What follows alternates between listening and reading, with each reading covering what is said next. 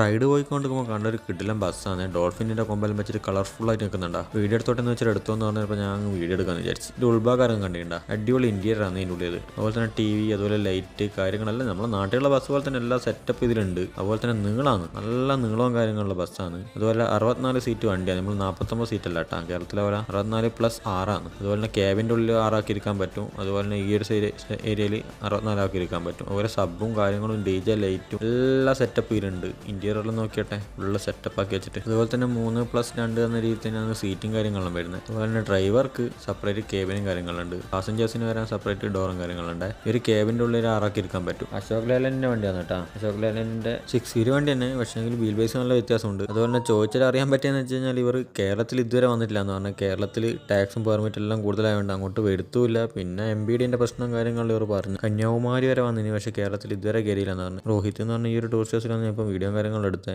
ഡ്രൈവറും ക്ലീനറും അടിപൊളി മനുഷ്യന്മാർ കേട്ടോ. വീഡിയോ എടുത്തോട്ടെ ഞാൻ ചോദിച്ചപ്പോൾ തന്നെ അവർ പറഞ്ഞു വീഡിയോ എടുത്തോ, അതുപോലെ തന്നെ ലൈറ്റും കാര്യങ്ങളും ഇട്ടെന്ന്, ഡ്രൈവർ ക്യാബിനിലെല്ലാം കയറി ഇരുന്നു എന്ന് പറഞ്ഞു. ഒരു രക്ഷയില്ല കേട്ടോ, അടിപൊളി വണ്ടി, ഒരു രക്ഷയില്ലാത്ത വണ്ടി.